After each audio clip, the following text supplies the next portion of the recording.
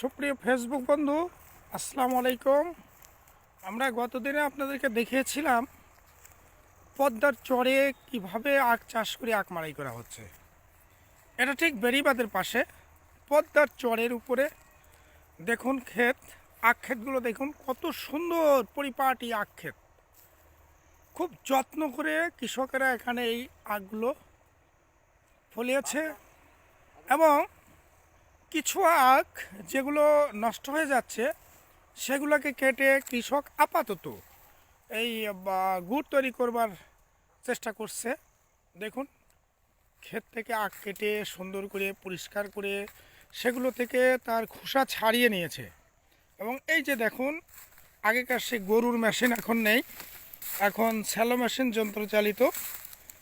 এই মেশিনের দ্বারা মাড়াই করে রস তৈরি করে তারপরে এইভাবে করে এই যে দেখুন এটা কড়াই বা তাপাল বলা হয়। এখন একজন এই আখের মালিক কৃষক সে গুড় তৈরি করছে। সেদিনকেও আপনাদের দেখিয়েছিলাম। আজকে দেখুন গুড় কিন্তু বেশ গাঢ় হয়ে আসছে আর সম্ভবত অল্প কিছুক্ষণের মধ্যেই অন্তত সর্বোচ্চ 20-25 বা আধা ঘন্টার মধ্যে এই গুড় কিন্তু নেমে যাবে। সুন্দর গুড় হবে এবং গুড়গুলো দেখুন রাখা হচ্ছে এখানে মাটির কুলাতে, আমরা আমাদের দেশের ভাষায় বলে কুলা, মাটির পাত্র। এগুলোকে দেখুন বসিয়ে রাখা হয়েছে, এর মধ্যে গুড় ঢালা হয়েছে। সুন্দর সোনালি রঙের একেবারে চমৎকার গুড়। এগুলোকে ভরে যখন ঠান্ডা হবে, শক্ত হবে, জমে যাবে, তখন বাড়ি নিয়ে যাবে। এটা হচ্ছে 1 বছরের একটি ফসল।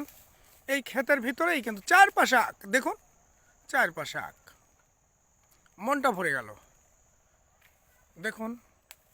এবং এই গুড় মাড়াই চলবে মাঘ মাসের শেষ পর্যন্ত, এমনকি ফাল্গুন মাসে গিয়েও কিছু কিছু আখ মাড়াই কল বা এই খোলা থাকবে। প্রিয় বন্ধুরা, সবাইকে ধন্যবাদ।